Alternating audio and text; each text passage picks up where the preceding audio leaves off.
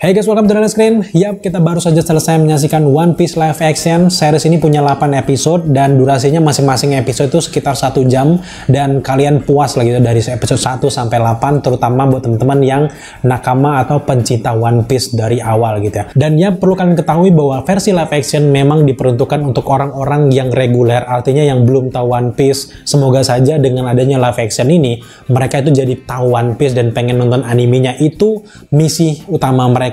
Gua adalah salah satu target market dari versi live action ini yang gak terlalu jelimet tahu dunia One Piece, dan gua bakal kasih review yang cukup menarik untuk kalian bagaimana dan juga apa tanggapan kita setelah menyaksikan One Piece ini. Pastikan kalian simak sampai selesai. One Piece live action ini ditulis oleh Matt Owens dan disutradarai oleh Mark Jobs, Emma Sullivan, Tim Southam, dan juga Joseph Laidika yang masing-masing menyutradarai 2 episode untuk layanan streaming ini guys. Dan tentunya series ini diawasi langsung oleh Eiichiro Oda sebagai pencipta dari manga One Piece. Dan ya, setelah menyaksikan One Piece ini, wow, akhirnya skeptis gue untuk anime di adaptasi live action yang selama ini memang banyak yang gagal itu terpecahkan. Memang iya, setelah Samurai X kan memang belum ada yang segitu gregetnya. Syukurlah untuk live action One Piece yang disukai banyak orang ini lumayan berhasil. Menurut gue lumayan itu belum terlalu berhasil ya, cukup berhasil tapi tidaklah cukup. Yang pertama, mari kita bahas dari segi plot cerita dari One Piece ini. Dari segi transisi cerita lumayan menarik, meskipun memang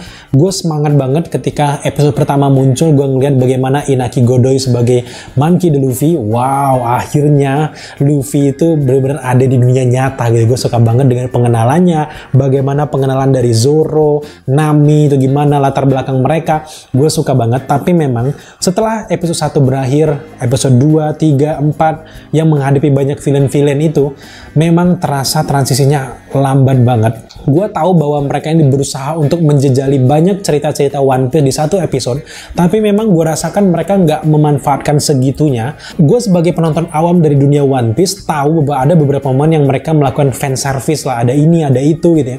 Tapi ya, terlalu lama untuk durasi 1 jam setiap episode, menurut gue terlalu lama.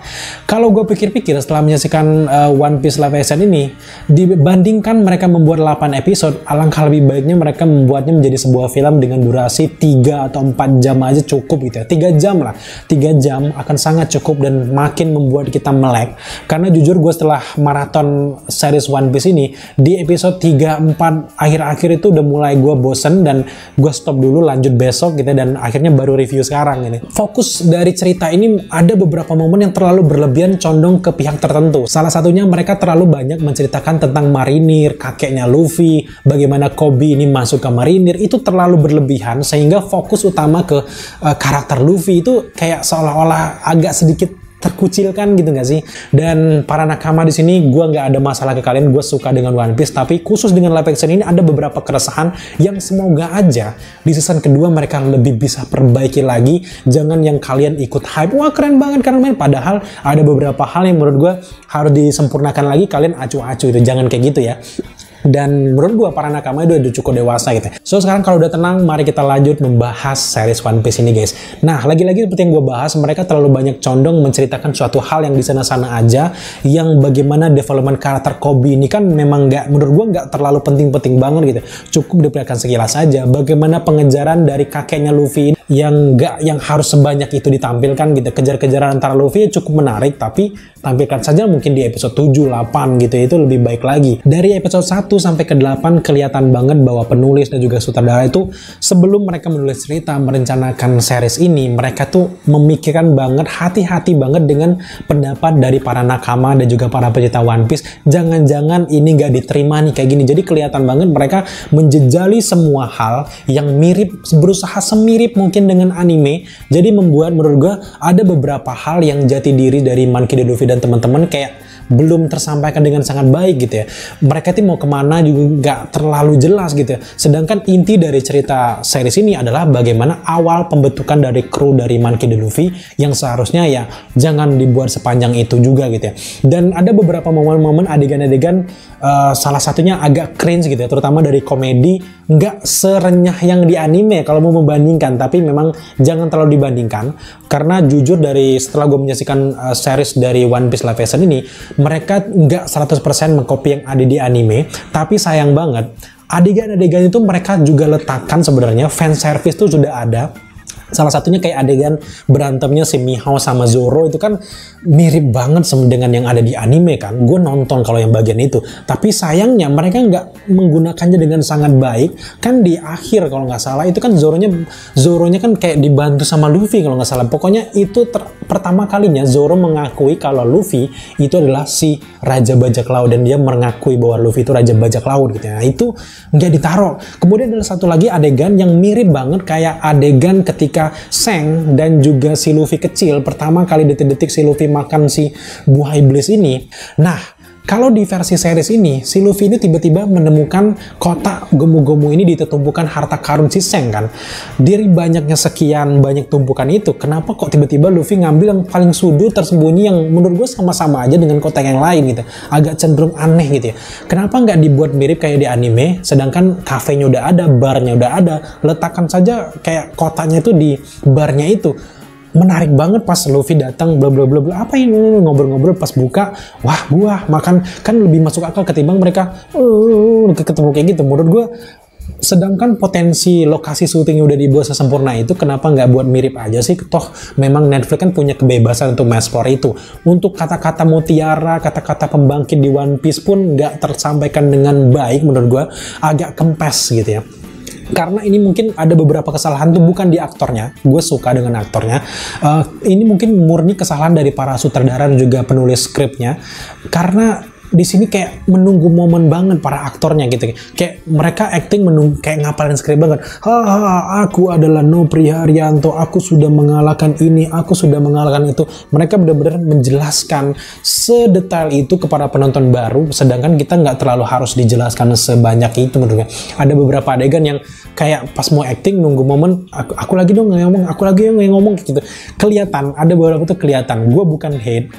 Sekali lagi bahwa One Piece live action ini udah sempurna, tapi sedikit lagi itu bisa dibuat luar biasa gitu. Kenapa nggak dimanfaatkan dengan sangat baik gitu ya. Sedangkan ini dibuat 8 episode, gue berpikirnya bahwa dari 2000-an bab itu gitu ya, ada banyak sekali yang bisa dimasukkan dan dimanfaatkan gitu ya. Tapi ujung-ujungnya kalau mau menyamakan series dari One Piece ini, gue jadi inget series-series yang ada di CW kayak Arrowverse, The Flash. Arrowverse itu kan sama kayak terpencil, menceritakan tentang flashback, alur maju mundurnya itu sama kayak One Piece ini. Dan itu membosankan menurut gue. Dan terjadi juga di series One Piece ini, wah terjadi lagi kayak gini. Untung aja elemen-elemen yang disampaikan itu berharga dan juga memorable legenda di animenya. Kalau enggak, ya terjadinya sama kayak di Arrowverse gitu, dan menurut gua nggak berhasil gitu. Di sini tertolongnya adalah karakter yang ada di Luffy ini sudah sangat dicintai dan sangat dikenal di mana-mana, sehingga apapun yang pengen dibuat kita pengen lihat, wah buah gemu-gemunya ada gitu, wah teleponnya akhirnya ada di live action. Lebih fokus ke sananya dibandingkan dengan ceritanya menurut gua. Dan kelihatan banget mereka itu pengen menservis para fansnya, para nakama atau para pencinta dari One Piece, sehingga untuk versi live action mereka jadi kayak terlalu mengcopy yang di anime. Memang bener, kunci sukses dari pembentukan dari anime ke live action menurut gue adalah mereka jangan terlalu jauh lari di cerita animenya. Karena memang banyak sekali kasus-kasus terdahulu, contohnya aja kayak film Dragon Ball Evolution, kan mereka jauh banget dari cerita animenya kan, dan mereka kayaknya Netflix belajar dan mereka nggak mau terjadi itu lagi. Tapi terlalu mengutamakan fan service menurut gue jadi menghilangkan jati diri filmnya. Jadi gue melihat bahwa mereka ini terlalu mengopi apa yang ada di anime dijadikan di sini, sehingga cut transisinya itu jadi kayak patah-patah untuk gue dan juga orang-orang yang penonton baru di dunia One Piece. Untuk kalian yang nakama yang gak usah dibilang lagi, pasti keren gitu ya. Mungkin yang jadi masalah kalian adalah dubbing bahasa Inggrisnya gitu ya, karena bahasa Inggris kayak berasa kalian nonton apa gitu, aneh kan kalau kalian nonton One Piece ini versi bahasa Inggris. Pasti banyak kalian benar-benar cinta dengan One Piece, kalian mengubahnya jadi dubbingnya bahasa Jepang kan, ngaku aja gitu. Tapi ya gue nggak masalah karena gue pengen review, jadi gue nonton versi bahasa Inggrisnya. Dan ya kalau dari segi pengucapan, pelafalan, dan tokoh-tokoh yang dimasukkan nggak ada masalah. Para actingnya pun nggak yang masalah banget. Tapi memang Luffy atau Inaki Godoy sebagai Monkey D. Luffy kan banyak banget disorot. Ini murni kesalahan dari pengarang sutradara aja sih menurut gue, karena kayak penyutingan shoot gambarnya, kayak nunggu adegannya, kayak senyum-senyum itu kan harusnya benar-benar yang mengarahkan sutradara. Agak kurang aja gitu menurut gue. Kalau dibandingkan dengan Luffy yang di anime, yang kalau lucuan sih, wah lebih kocak di anime gitu. Kalau membandingkan gitu, tapi lagi-lagi jangan membandingkan. Nah dari segi sinematografi, gila, ini salah satu aspek yang gue suka banget di series ini. Pertama kali gue lihat One Piece ini, wah ini tone warnanya yang kecoklatan kayak gitu tuh bener-bener jepangan banget gitu. Jadi gue langsung ingat ke Samurai X gitu, ke Kenshin ya. Dan ya itu salah satu landscape pengambilan gambarnya, lautannya tuh wah keren banget ya. Tapi memang lagi-lagi mohon maaf, dan menurut gua ada beberapa adegan-adegan yang setupnya itu terlalu setupable dan penonton sadar bahwa itu adalah lokasi syuting, nggak yang di lautan beneran, karena kalau penonton sadar itu bahaya gitu. Tapi memang ada beberapa adegan-adegan mereka mengambil landscape CGI mereka di lautan lepas, itu cukup meyakinkan. Tapi menurut gua kalau mau mencontoh kayak film-film terdahulu, contohlah Pirates of Caribbean. Kan gila, itu meyakinkan banget di luar kena badainya gimana, itu kan meyakinkan banget. Kalau di sini ya wajar sih ya, karena ini series, terus di Netflix juga, bukan di layar lebar gitu. Jadi ya wajar banget sih, tapi sejauh ini tetap menarik. Disayangkan aja gitu, ada beberapa setup yang kurang believable gitu. Salah satunya kayak ketika Arlong nyeburin Luffy ke laut, Luffy-nya terendam jauh ke bawah, kan airnya kelihatan banget kayak kolam renang. Di atas itu kayak cuma nyelupin beberapa jembatan-jembatan ala-ala, itu kelihatan banget gitu. Ya lagi-lagi memang nggak fair kalau kita mau mencari kesalahannya aja gitu. Tapi terlepas dari semua itu, film ini udah sempurna, pengambilan gambarnya udah cukup keren, apalagi mimik wajah dari para karakter juga cukup keren. Salah satu karakter yang paling gue suka di sini tentu saja adalah Zoro, Nami gitu ya. Mungkin di Luffy mungkin perlu penyesuaian. Gue masih cukup aneh kalau ada Luffy di versi live action, itu gue butuh waktu untuk menerima semua itu gitu. Meskipun gue nggak yang fans banget, tapi gue sering ngelihat Luffy yang kocak gitu. Tapi di sini Inaki Godai belum terlalu kayak terlalu lepas sebagai Luffy, terlalu masih ada beban-beban kayak gitu. Semoga aja di season kedua itu dia lepas, sama kayak momen-momen materi-materi marketing dia yang di interview itu kan dia udah kelihatan banget kayak Luffy. Tapi ketika gue nonton filmnya, Inaki Godai ya masih kayak gitu. Dan Nami lumayan menarik, justru cerita dari Nami di akhir episode ini yang benar-benar mendapat chemistry-nya, dapat momen nangisnya itu dapat banget ketika Luffy ngasih topi itu dapat banget gitu ya. Kemudian Zoro nggak usah ditanya lagi, Zoro dari awal muncul episode pertama yang dia dililin-lilin itu aja udah wow, ini bisa membandingkan sama Kenshin gitu, udah keren banget gitu ya. Usopp juga meskipun nggak sepengecut yang ada di anime yang lumayan mencarikan suasana menurut gue, tapi memang ada beberapa adegan kayak kaya dan sebagainya menurut gue yang nggak terlalu dieksplor segitunya gitu. Kemudian juga dari Sanji, meskipun terlalu mewah Sanji di sini gitu ya, tapi entah menarik aja melihat si logat ataupun artikulasi yang diucapkan dari Sanji dan juga hubungannya sama si kaki satu itu. Gue suka banget, dan memang ketika mereka acting satu persatu itu keren banget acting mereka, gue suka banget. Tapi ketika mereka disatukan di satu frame, itu ketika mereka bergantian momen dialog mereka tuh kelihatan banget, saling nunggunya tuh kelihatan banget, dan ngafalin skrip itu kelihatan banget. Lagi-lagi ini kayaknya salahnya di pengeditan dan juga para pengarahan sutradara lagi-lagi, karena memang ada beberapa transisi yang bikin gue kaget. Salah satunya kayak grid transition yang tiba-tiba lagi berantem ada belahan gitu, ada mata ketemu mata gitu kan, itu kan dipakai jarang banget, tapi ketika dipakai itu bikin kaget. Jadi kayak berasa editan di YouTube gitu, kayak gue yang ngedit gitu. Jadi kaget. Kalau memang pengen menggunakan grid transition, alangkah baiknya digunakan sejak awal, dikenalin dulu ke para penonton, gak yang tiba-tiba pas boom, muncul belah-belah kayak gitu. Aduh, agak aneh gitu ya. Dan ya secara keseluruhan dari segi sinematografi, kemudian juga cerita, setnya gue suka banget. Hadirnya Going Merry, Miss Love Duck itu juga keren banget. Dan juga si burung-burung pengantar koran itu gue suka, karena memang kelihatan banget mereka mencintai series ini, sutradara, tim, penulis, mereka benar-benar harus menampilkan apa yang di anime itu dijadikan live action. Gue suka. Dari segi scoring juga nggak kalah kerennya, mendukung cerita dengan sangat baik. Ada beberapa scoring atau lagu-lagu yang ada di anime dihantarkan di versi live action, dan itu kayaknya fan service deh untuk kalian nakama gitu. Memang kalau kita mau membandingkan dengan anime dan juga live action, nggak akan cukup di satu video ini, kayaknya sehari semalam pun nggak cukup.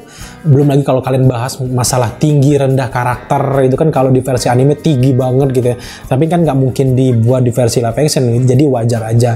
Tapi pada intinya adalah gue pengen bahwa ke depan di season kedua ceritanya nggak bertele-tele membuat fans baru itu boring. Dan kalau kalian punya hal-hal menarik yang kalian temukan atau kalian pengen menyangga apa yang kita sampaikan, silahkan tambahkan di kolom komentar, dan gue suka banget baca komen-komen kalian guys. So dari review setelah gue mengasihkan dari 1 sampai 8 episode dari One Piece, dan dengan kelebihan dan juga kekurangannya, gue memberikan skor untuk One Piece di skor 8/10.